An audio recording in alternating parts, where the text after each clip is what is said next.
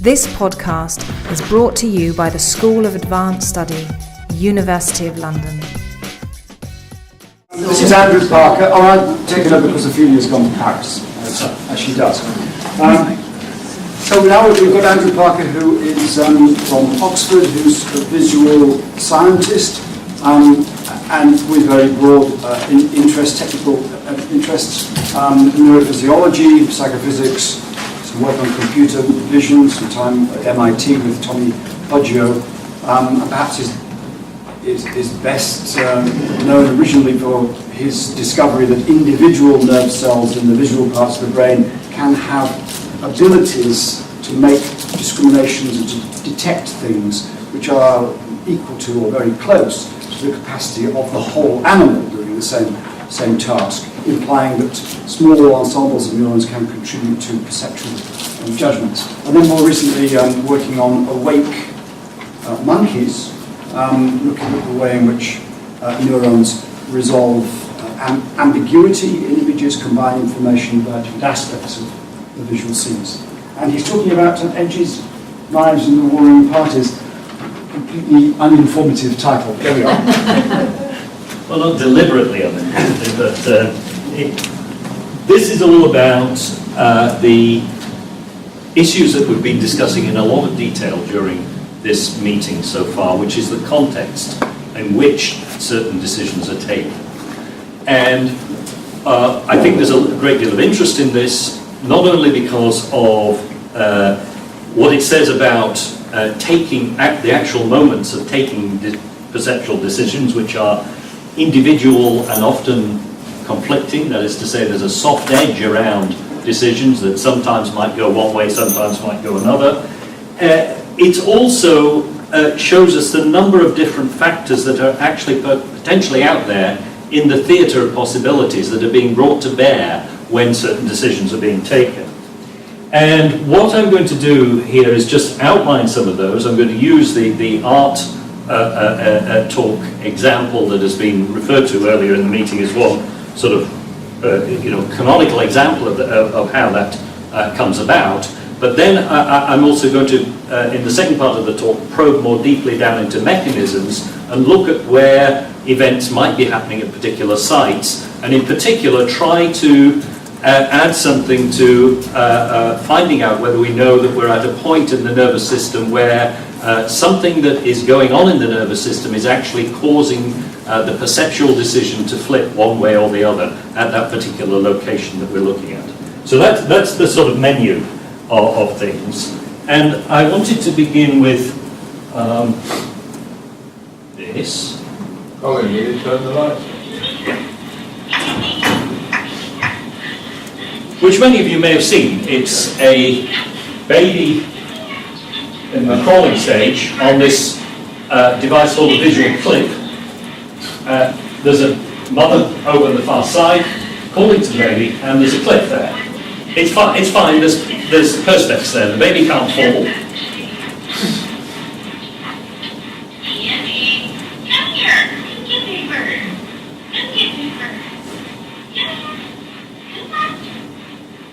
And you can see the decisions sort of being pulled one way, pulled the other way, playing out really quite nicely. I mean, this is the edge, of course. And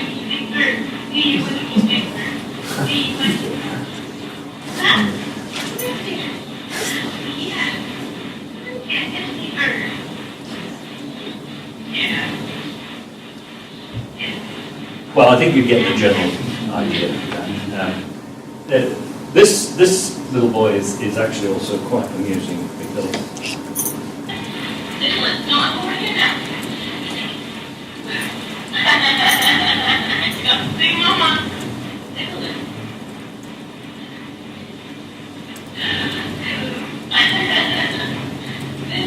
what we'll see is this boy finds a way of avoiding the conflict altogether.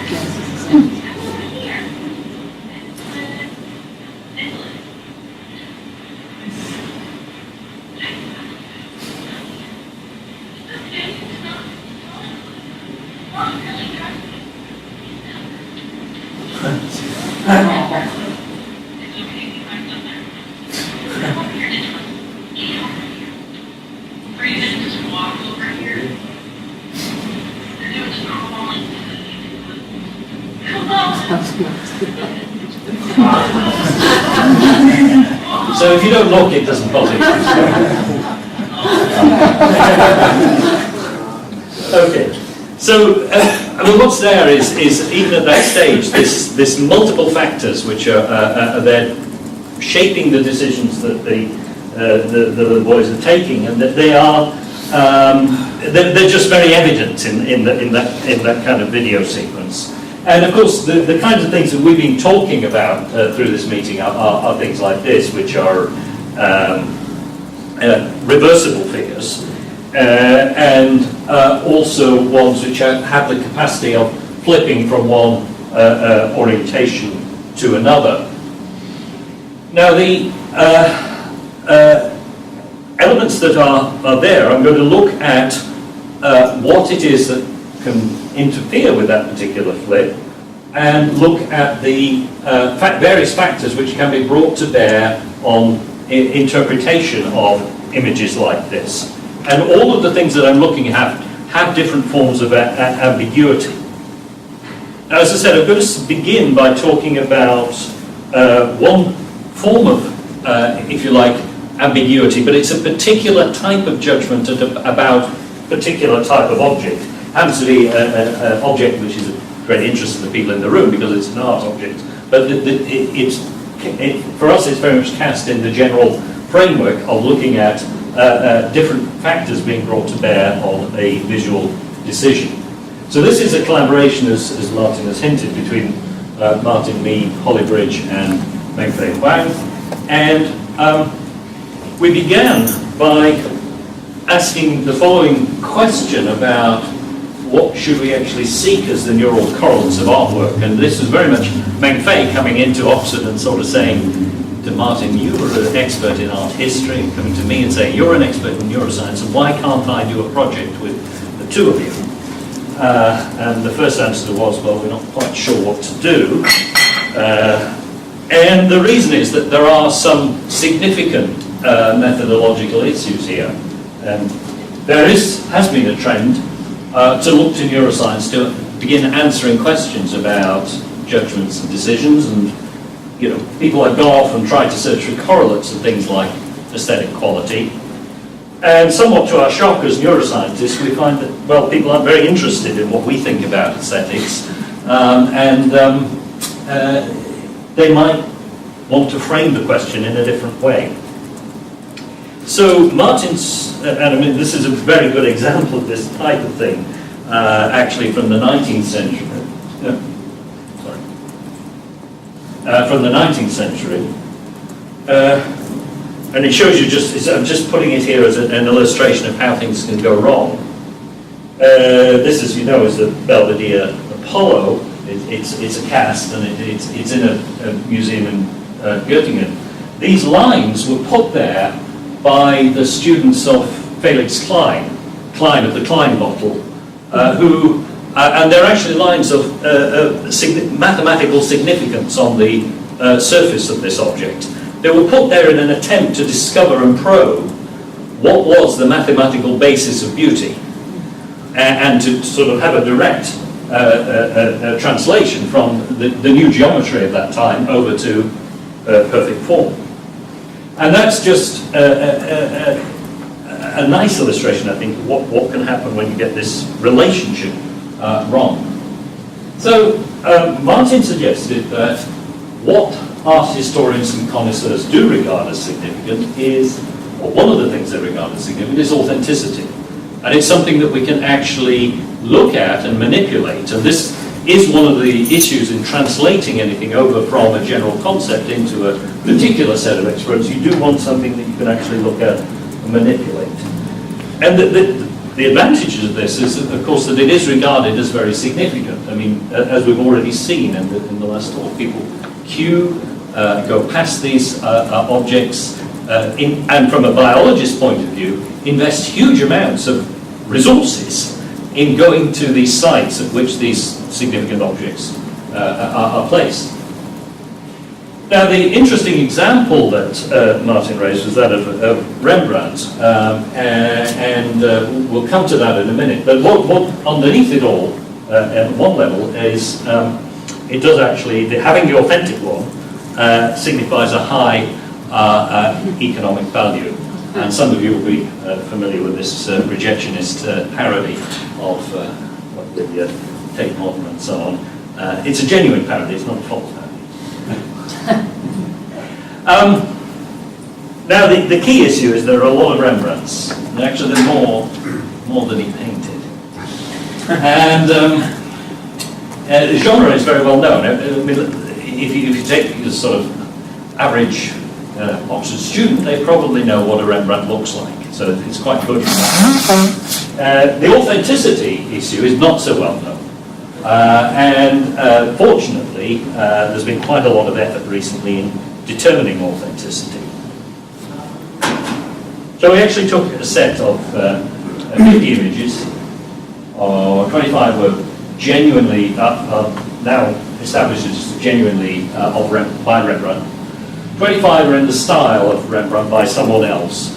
And what we did do is lump together all the different possibilities there, fakes, copies, adoring, faithful reproductions of. All of those are in one set, one group as copies. The other ones are pretty much genuine. I don't know whether you know your Rembrandts or not, but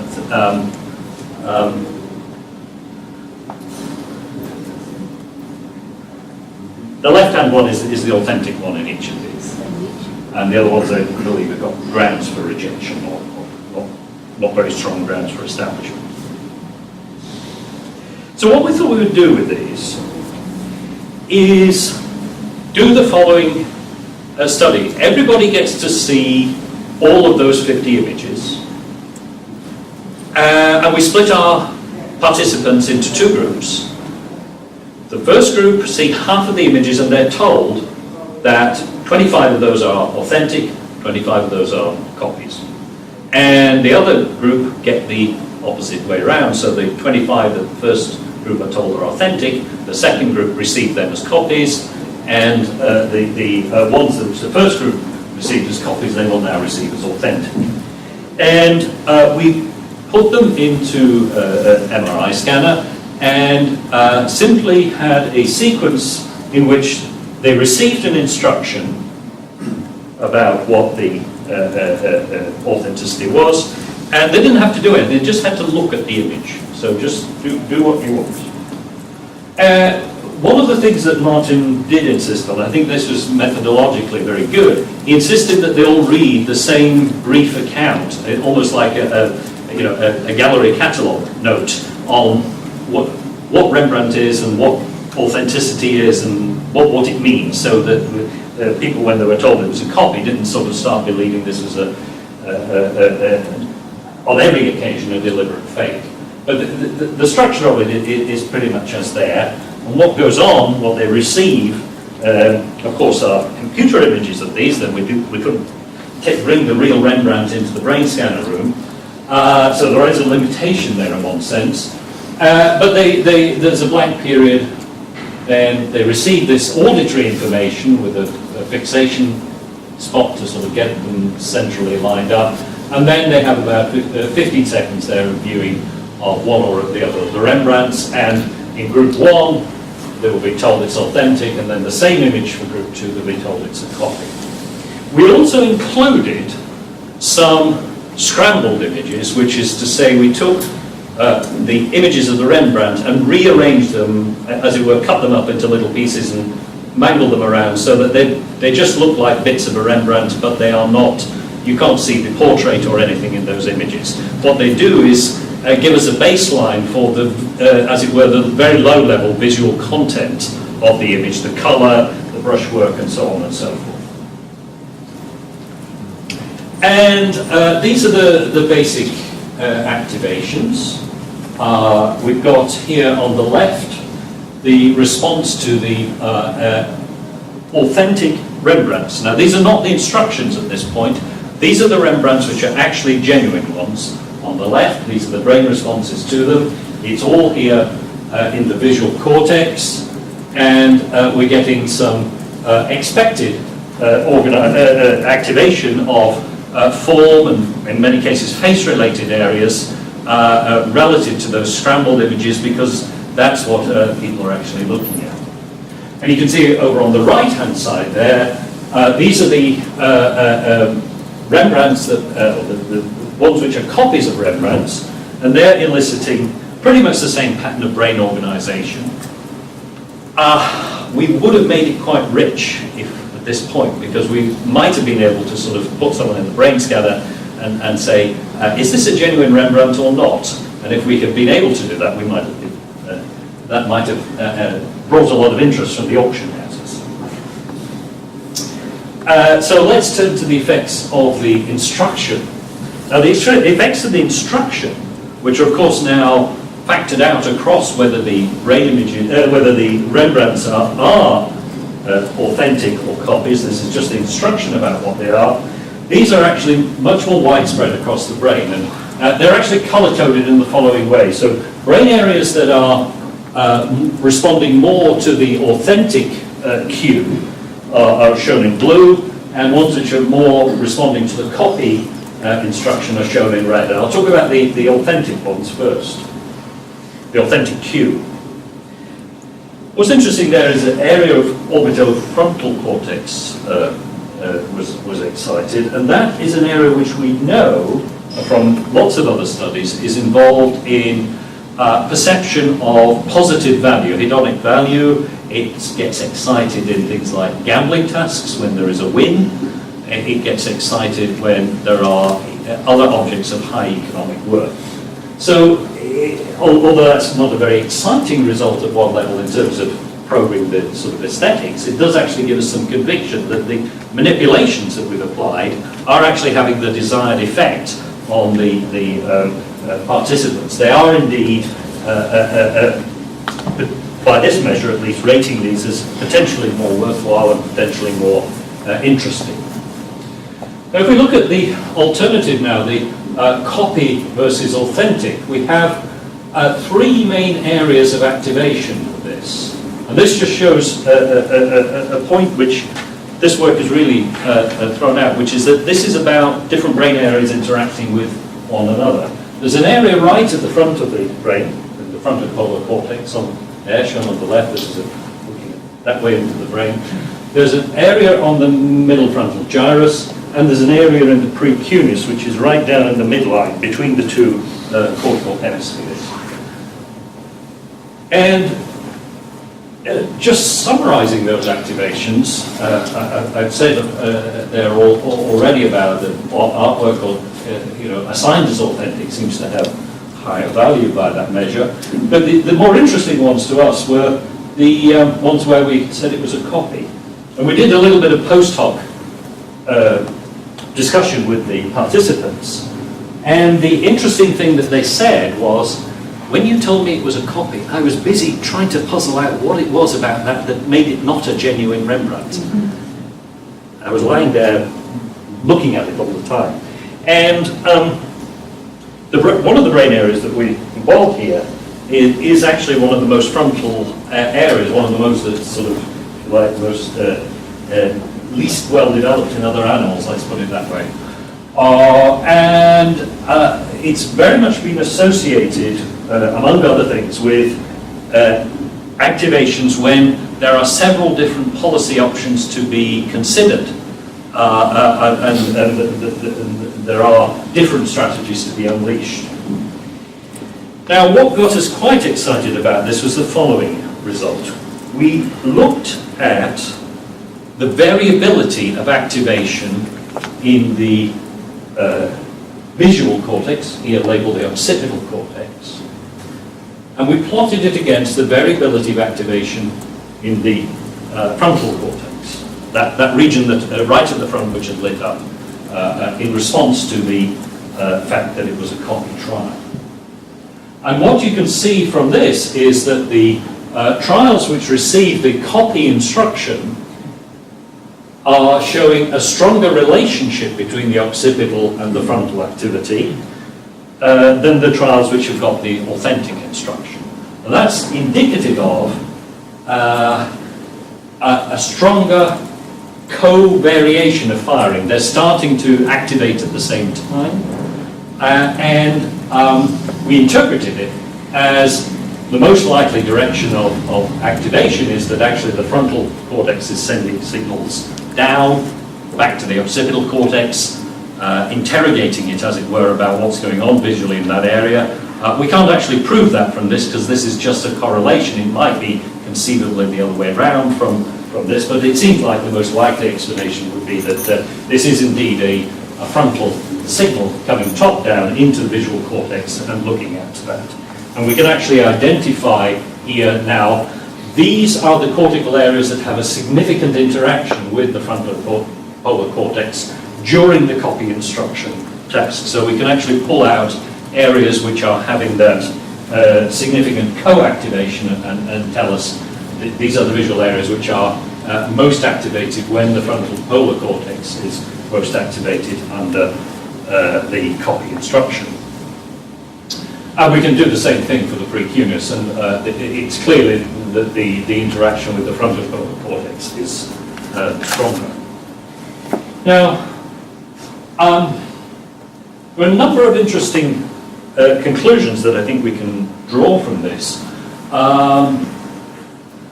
Of course, authenticity is just one aspect of aesthetic experience, and even for that alone, just manipulating that alone, we've got 3 different brain areas involved. And what is exciting is that you see the change in the interaction between different brain areas. And Martin leapt onto this and said, well, that sort of supports the art scholar's view. Aesthetic judgments are multifaceted and multidimensional.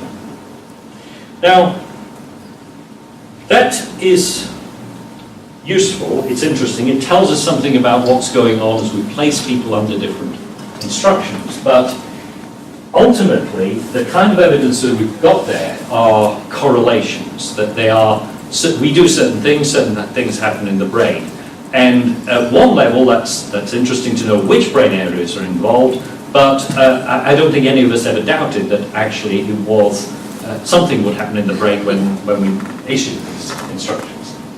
So we would actually like to understand more deeply what it is that is involved, and a stronger form of evidence would actually be a causal intervention, that we could actually intervene experimentally during a perceptual decision, push it around, and cause one or another interpretation to come out. And a lot of the rest of the work that I'm talking about uses this reduced version of the stereo motion combination that we've been talking about a great deal in regard to Patrick's paintings and so on. This is a reversible figure. You can actually see it rotating that way around, and sometimes if you look at it for long enough, it'll be rotating the other way around. And we actually only present it for short durations, but what we can do is you're looking at this version in the middle here. It's ambiguous, and it's actually inherently ambiguous. It will, because you've just got the motion there, it can actually be interpreted as turning either way. If, on the other hand, I use stereo to make sure that the dots with the leftward motion here are actually on the front surface, I can ensure that this has a clockwise sense of rotation, because these dots are separated in depth from the rightward moving dots, and viewed from above that will have a clockwise rotation. And similarly, by putting the other pairing of stereo and motion in, we can force the interpretation to be counterclockwise. And this becomes quite important because we want to know what happens under this combination. I just pulled this out of, whilst we were talks were going on this morning, out of a paper from Whitman Richards in 1984, in which he points out that what he calls structure from motion here, which is what you've just experienced, has this reflection ambiguity. The velocities are consistent with either clockwise or counterclockwise rotation, and stereo actually has another, purely visually, has another, if you like, a defect, which is that the scale, the size of the object is actually ambiguous. It could be an object of small depth at a close distance or further away. That's leaving the movements of the eyes out of this and so on. This is all on pure vision alone. Yep? So the dots on the side, don't they overlap? Or the dots on the side of the... scene. These just disappear off the edge. So they've actually, as if they've been, this one is as if it has been painted on a real cylinder, which is transparent, if you like. So you take a piece of plastic and just paint dots on it. There are other ways of programming this that you can actually get rid of that at the side as well. But that appearance and occlusion, that occlusion is also a possible source of information. So we've been looking in the monkey cortex in this area MT, which is B5, which is shown in blue there, and that is known to be a visual area. It's the visual motion area that Zecchi discovered, and it also has cells which are sensitive to stereo depth. And for the stimulus we've just been looking at, if the monkey is fixating a point there, and we are recording from some cells, shown in this red here, which are sensitive both to leftward movement and to a disparity or stereo depth which is nearer than the plane of fixation, then those nerve cells will respond to a clockwise rotation of the cylinder there. And we can actually, one of the advantages of having the stereo depth available is we can actually check that the monkey is reporting this honestly to us, because we can actually put stereo depth in and train the animal such that when we put the correct stereo depth in and have a clockwise rotation here in the stimulus, sure enough the monkey gets up to about 100% clockwise on those trials, and then when we switch it over so that we've got counterclockwise rotation, the monkey's percentage of clockwise judgments at the top there is actually dropped to 0 over on the right.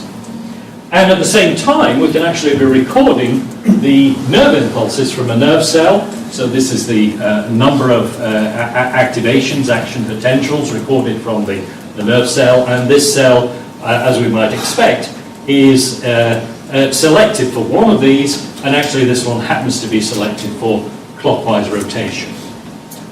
So one of the things we did very quickly was to look at those ambiguous figures. Those are the ones with no disparity added, so there's no right or wrong answer for those ones in the middle. And on those trials, at the end of the trial, the monkey is getting rewarded for each correct response, but on the 0 disparity trials, where there's no right or wrong answer, we're rewarding the monkey at random. And we selected out here the trials which are ambiguous and coded them about not what the stimulus was, but what the monkey's choice was. So here we've got clockwise choice, here we've got counterclockwise choice. And this is in fact the site that we just looked at before. The nerve cells at this site do actually prefer clockwise rotation. And what you can see is when the animal chooses clockwise, there is an enhanced level of firing in those neurons. And this is happening, and when the animal chooses counterclockwise, there's a slightly reduced level of firing in those neurons, but the stimulus itself is identical from trial to trial. It's still that 0 disparity. This is a signal which is related to the choice that the animal is making, not to the nature of the visual stimulus. So we then attempted to intervene with a small extra bit of stimulation in that pool of neurons that we're recording just at the end of the electrode. And this involves adding a little bit to the electrical signals that are already there in those nerve cells with a little bit of artificial electrical stimulation. When I say a little bit, it is trivially small, and in fact if you just apply that microstimulation by itself, nothing happens. The animal doesn't notice it. It's just passes by unnoticed. But it does have the capacity, as I'll show you in a minute, to interact weakly with the visual signals that are already coming into that area. So we have very much the same type of approach. The animal is fixating. One of these cylinder stimuli comes up at a particular location in the visual field, and on 50% of these occasions we will apply a little bit of extra activity with electrical microstimulation to that brain site, At the end of the trial, the monkey will tell us whether it was moving counterclockwise or clockwise by moving its eyes either leftwards or rightwards. And if it's correct, it'll get a drop of water. Not correct, it won't get anything. And this is the activity of the cells at this brain site. So we've actually moved to and fro in a particular part of the cortex and made absolutely sure that for this brain site, these cells prefer counterclockwise motion, and that they do that over a consistent range of depths. So what happens when we apply the stimulation? So we've got a brain site which is preferring counterclockwise rotation, and first let's just look at the data from the trials where no electrical microstimulation was added, and here we've got counterclockwise. So the animal is correctly responding to the visual content of this display. And what our prediction is that at this site, because these neurons actually prefer counterclockwise rotation, we should enhance the proportion of counterclockwise judgments when we apply a little bit of electrical stimulation at that site. And that is indeed what happens. You can see the red curve is moved upwards towards counterclockwise preference in comparison with the black one below. And you can, in a sense, measure the visual equivalent of the electrical stimulation in disparity. You can measure it as a visual equivalent based on the separation of those two curves. And if we just look at across various sites, then you've got this is pooled data across several sites with the microstimulation always pushing the response in the direction of the preference of the neurons at that particular site. Now, don't get me wrong at this point, I don't think we're stimulating a single neuron in this experiment. I think we're probably stimulating a small cluster, a small circuit of neurons that are all involved in elaborating this perception. But we are actually presenting a very focal stimulation, and it is one which is actually in this meeting, this is actually a context. As I said earlier, if you just apply the electrical stimulation without the visual stimulus, the animal doesn't do anything, doesn't move its eyes. It is a very specific interaction. You have to set up the situation just right. And what we assume is that at a certain point in this, that when the visual stimulus arrives, ultimately the animal is going to indicate its decision by moving its eyes. There must be a point at which those nerve cells open up and send a decision through to the motor system to generate the motor response. Well, let's go back to some human work and just think about ways in which we can actually push the decision around in humans. And the only way to do this is just to paint them all. So what we have looked at is specifically giving people an extra reward for a correct clockwise judgment and a rather measly reward for a correct counterclockwise judgment. And so, for a correct counterclockwise judgment. So this is the high clockwise reward condition. So you've got a real incentive to get every clockwise one correct and a rather weak incentive to get the counterclockwise one correct. And of course we can flip that over. And these are cued by the colour and arrangement of the fixation point. So this is high clockwise, high counterclockwise, and they're neutral, they're just getting one of each. We give them points, and you see at the end of the trial how many points you scored. Okay. It's pathetic, it works actually.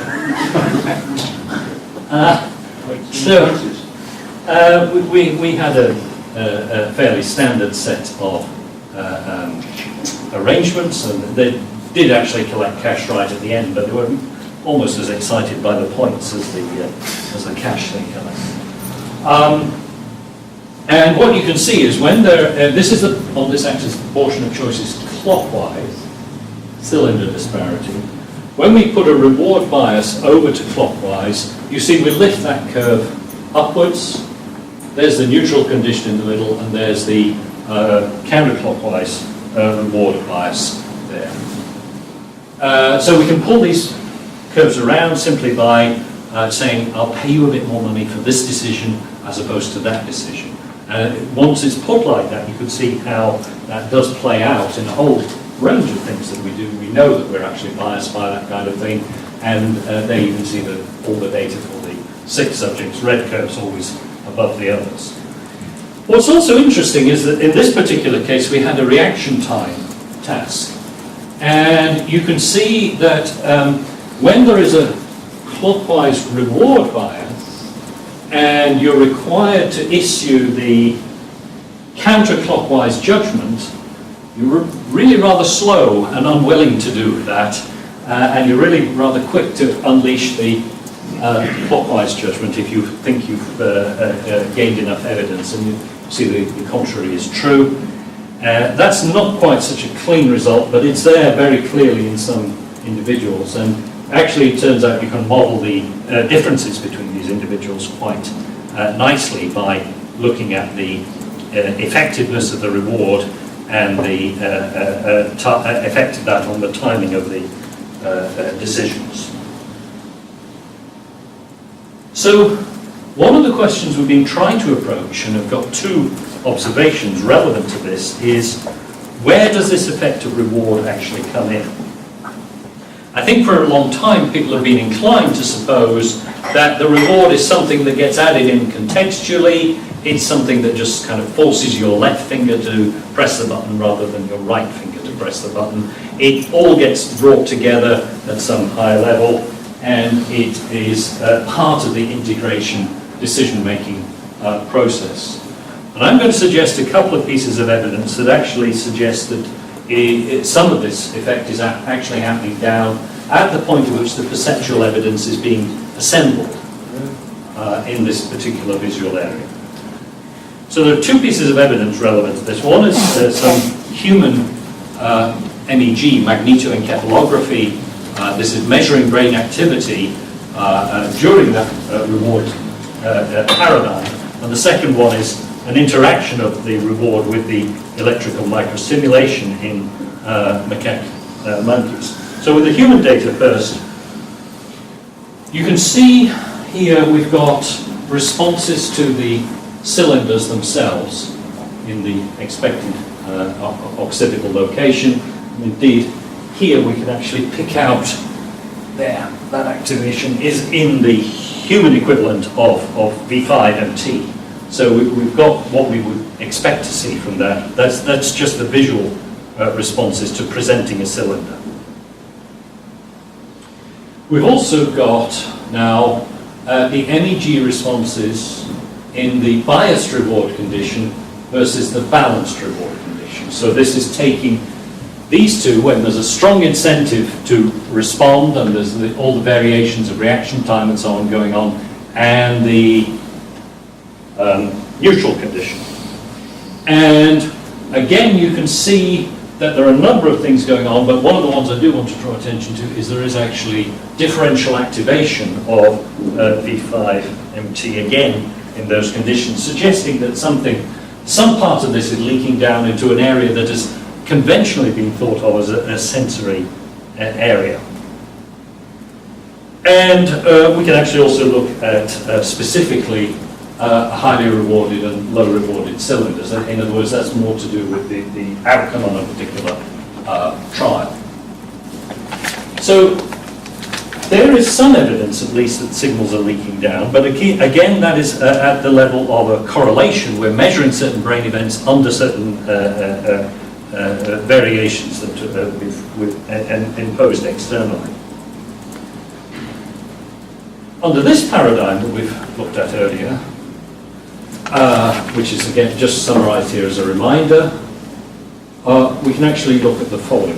And this is what was introduced was, as it were, an accelerator bonus. So if the animal got a number of consecutive responses correct, then the size of the reward increased when the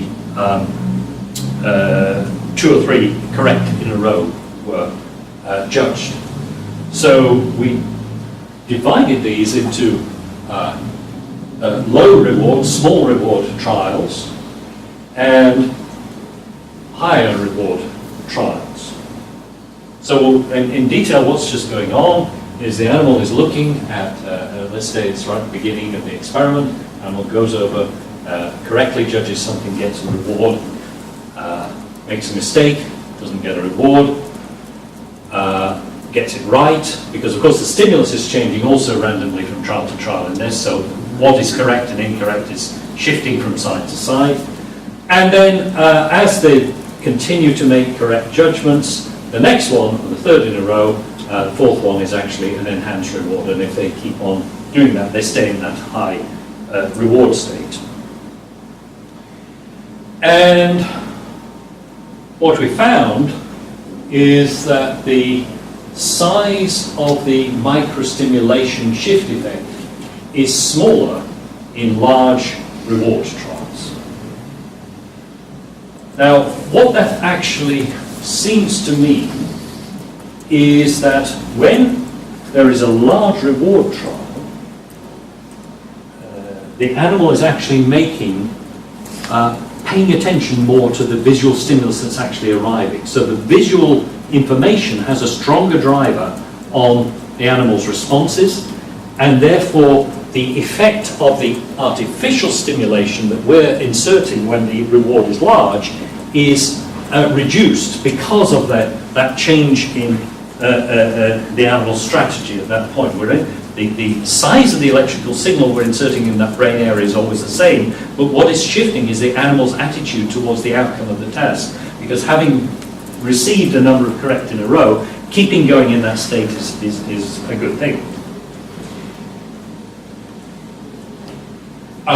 That's just summarizing that result for you, and just again summarizing it over a number of sites, so that this is the normalized reward shift for small reward trials and large reward trials, and we are in the position in which we need to think about what is actually going on. So what we've been doing is we've been keeping perception on this knife edge. We can actually flip it over from one side to another. We've been able to flip it over with reward, been able to flip it over with artificial stimulation into the brain, and as you saw right at the beginning, we can actually be in a situation in which we can probe the different factors that are involved in making a decision and try to manipulate them, running it out just as the infant at the very beginning was in a complex situation and had to make some resolution about what was going to be done. Mostly in the infant's case, it was not to play the game at all. Underneath all of this, I just wanted to mention there is actually a model of how the brain is performing under these circumstances. And we basically have the concept that there are two pools of neurons in this cortical area. One pool of neurons is primarily sensitive to counterclockwise rotation. The other one is primarily sensitive to clockwise rotation. So those two pools are continually active. The effect of a real visual stimulus coming in is to raise the activation level in those pools. If the visual stimulus coming in is definitely favoring clockwise rotation because of the combination of stereo and motion that we've inserted, what happens over time is that the balance of activity then drifts over a period of time, as evidence builds up and the visual stimulus is there, over a few hundred milliseconds, it drifts towards an outcome which says, at that point, yes, it's definitely clockwise, the decision's over, we're not going to change it on that trial. So, in the case of a ambiguous stimulus, of course, that slope will be shallower because we haven't got the visual evidence in favour of a clockwise rotation. And of course we can pull that around a bit by inserting a little bit of electrical signal in there, which again, if we insert it into the clockwise population of neurons, we can actually pull this over towards clockwise by those artificial means. So when we are doing that, we've actually been able to model the effect of the visual strength, which is here modeled by this parameter K, and the effect of the criterion where the animal is actually setting the bound on this decision. The animal might only need a little bit of excess of clockwise compared with counterclockwise, or it might need quite a lot, and that is dependent on just what the reward might be. So, in a sense, those are the warring parties. Every decision that we see, the picture that we've got is that every decision that we're involved with is perhaps not just two groups of neurons, as in our case, but groups of neurons in the brain interacting with one another, and at the boundaries of those things there is uncertainty. That uncertainty can be pushed around by things like context, and it can be manipulated externally in experimental paradigms.